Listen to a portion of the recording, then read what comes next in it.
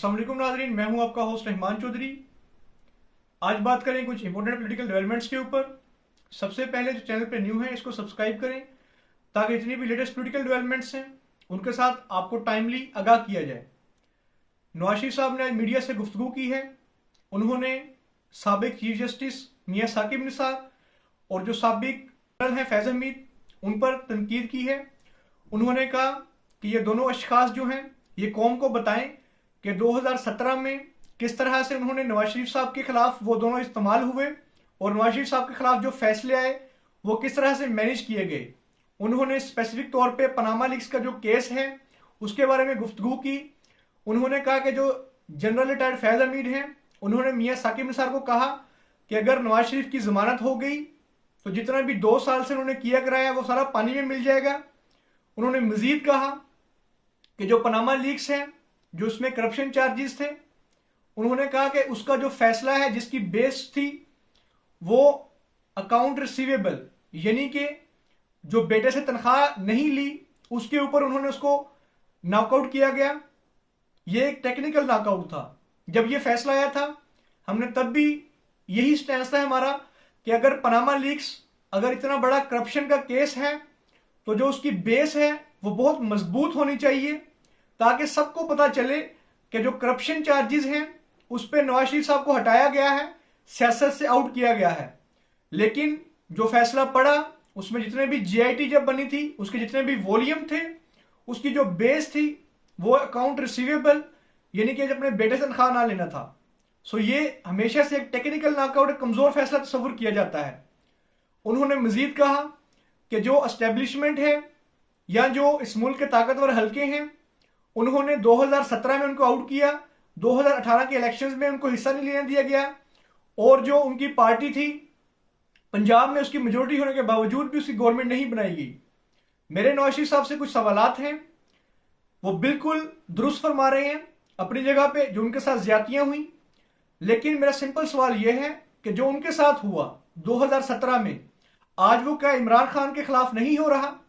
इमरान खान के खिलाफ तकरीबन 200 के बराबर मुकदमात हैं जो कि पॉलिटिकली मोटिवेटेड हैं।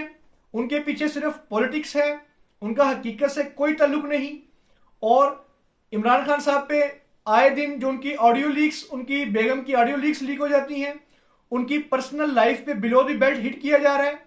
और पीटीआई जो है उसके जो तमाम रहनुमा हैं उन पे इतना प्रेशर डाला जा रहा है कि वो पीटीआई की जमात को छोड़ के जा रहे हैं।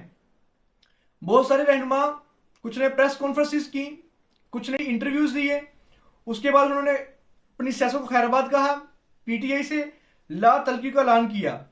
जो साबिक वजीर खजाना है शौकत तरीन जो कि इकोनॉमिक टीम जो थी इमरान खान की उसमें बहुत पावरफुल थे, वजीर खजाना भी रहे, आज उन्होंने सियासत से और पीटीआई से ला तलकी का ऐलान किया। उन्होंने कहा कि उनकी सियासत जो है वो उसको इजाजत नहीं देती कि वो पॉलिटिक्स को कंटिन्यू करें, इसलिए उन्होंने पीटीआई और सियासत को खैराबाद कहा। यानी कि जितने भी पॉलिटिकल जो पीटीआई के जितने भी पॉलिटिकल लीडर्स हैं उनके ऊपर अभी तक शदीद दबाव है कि वो इस पार्टी से ला तलकी का ऐलान करें या तो किसी दूसरी जमात में शामिल हो जाते हैं। निगरान गवर्नमेंट हमेशा से जब भी मीडिया पे आ रही है उनका एक क्लेम है कि हम पॉलिटिकल पार्टीज जितनी भी हमको लेवल प्लेइंग फील्ड दे रहे हैं, लेकिन ग्राउंड रियलिटी यह है कि पीटीआई को पूरे पंजाब में कहीं वर्कर कन्वेंशन करने की, जलसे करने की बिल्कुल भी इजाजत नहीं है। इवन के पीटीआई का जो झंडा है उसको भी अगर किसी ने किसी बाइक पे, किसी गाड़ी पे अगर लगाया है तो उस पर भी कदगन है। यानी कि जो पीटीआई है उसका नामो निशान पंजाब से खत्म करने की कोशिश की जा रही है। आने वाले इलेक्शन में देखना होगा कि पीटीआई के जिस तरह से हाथ पांव बांधे जा रहे हैं, क्या उनके कैंडिडेट्स जो हैं वो मैदान में उतरेंगे भी या नहीं उतरेंगे।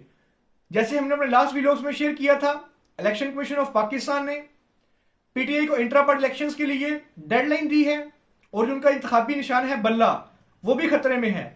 तो क्या जो पीटीआई है वो अपना जो इंतखाबी निशान है उसको सिक्योर कर पाती है? और जो इंट्रा पार्टी इलेक्शंस हैं वो अकबर एस बाबर ने चैलेंज किए हैं, उस पर इलेक्शन कमीशन का फैसला क्या आता है? जितनी भी आगे पॉलिटिकल डेवलपमेंट्स होंगी बहुत इंटरेस्टिंग होंगी और उससे सिमत तय होगी कि 2024 में कौन सी पार्टी है जो गवर्नमेंट बनाएगी। आपका इस वीडियो एंड तक देखने के लिए बहुत शुक्रिया। जो इस चैनल पे न्यू है इसको सब्सक्राइब करें ताकि जितने भी लेटेस्ट पॉलिटिकल डेवलपमेंट्स हैं आपको उनके साथ टाइमली शेयर किया जाए।